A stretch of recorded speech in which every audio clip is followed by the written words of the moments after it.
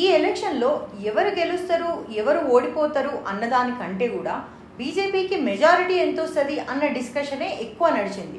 కాకపోతే ఈ ఎలక్షన్లో కాంగ్రెస్ పార్టీని మనము ఇంకో పర్స్పెక్టివ్ నుంచి చూసినాం అనుకోండి, ఒక ఇంట్రెస్టింగ్ మ్యాచ్ అని ఇది అర్థమవుతుంది మనకి. తెలంగాణ పోలింగ్కి ముందు ఇదే విషయాన్ని రేవంత్ రెడ్డి ద ప్రింట్కి ఇచ్చిన ఇంటర్వ్యూలో అన్నారు. ఆయన చాలా ఇంట్రెస్టింగ్ కామెంట్స్ చేశారు ఈ ఇంటర్వ్యూలో.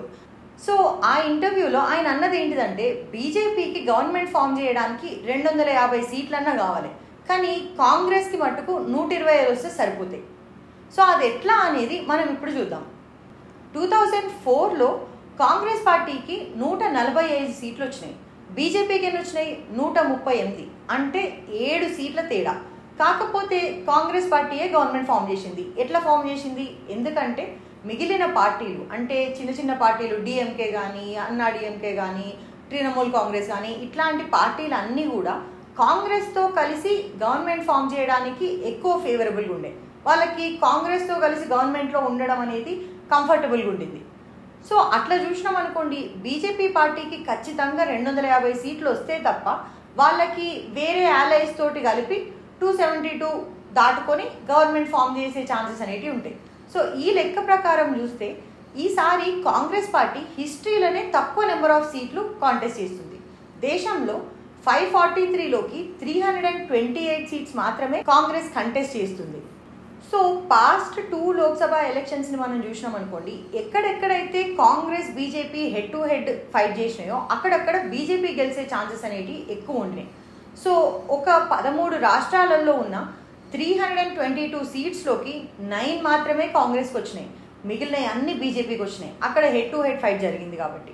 అదే సౌత్ ఇండియన్ స్టేట్స్లో చూసినాం అనుకోండి, ఎక్కడెక్కడైతే లోకల్ పార్టీలు ఉన్నాయి లేకపోతే వేరే స్ట్రాంగ్ పార్టీలు ఉన్నాయి అన్న కాడ ఆప్ లాంటి పార్టీ కానివ్వండి, డిఎంకే కానివ్వండి, వైఎస్ఆర్సీపీ టీడీపీ కానివ్వండి, ఇక్కడ బీఆర్ఎస్ కానివ్వండి, ఇట్లా వేరే వేరే పార్టీలు ఉన్న దగ్గర మట్టుకు బీజేపీ పెనట్రేషన్ అనేది తక్కువ ఉంది. అందుకనే ఈసారి బీజేపీ పార్టీ ఏం చేస్తుంది, సౌత్ ఇండియాలో ఓట్ షేర్ ఇంక్రీజ్ చేసుకోవడానికి చూస్తుంది.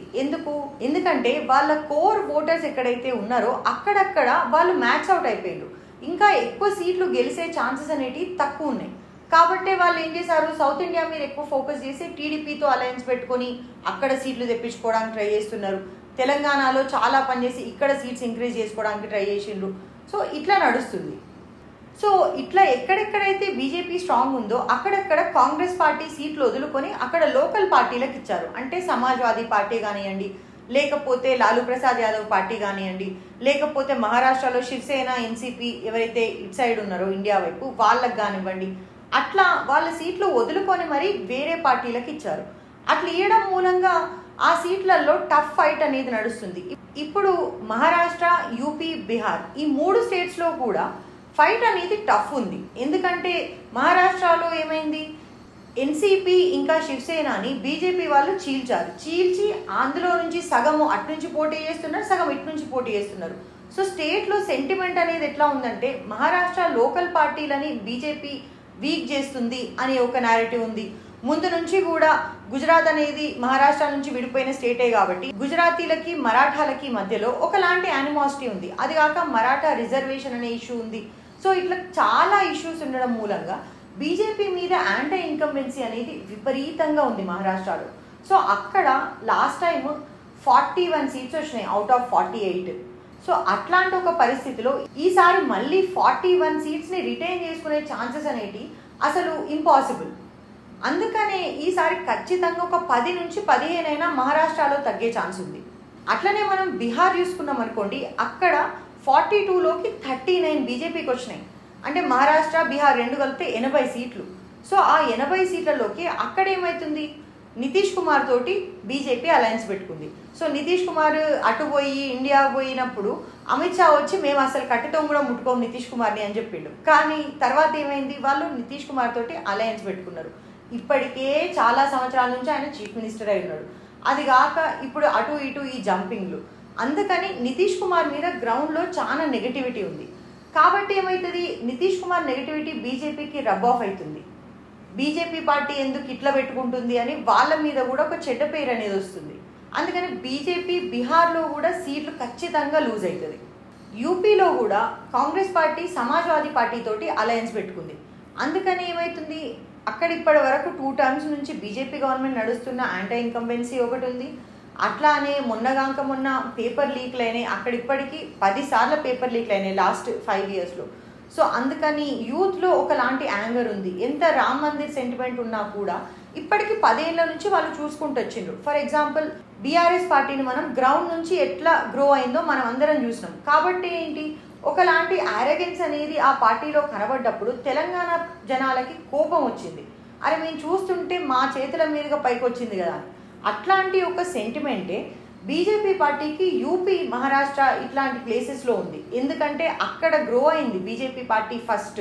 సో గ్రౌండ్ లెవెల్ నుంచి వాళ్ళు పైకి తీసుకొచ్చారు కాబట్టి ఇప్పుడు 10 ఏళ్ళు అయిపోయినా కూడా నిజంగా గ్రౌండ్లో డిఫరెన్స్ అనేది కనబడట్లేదు. కాబట్టి అక్కడ కూడా యాంటీ ఇన్కంబెన్సీ అనేది విపరీతంగా ఉంది.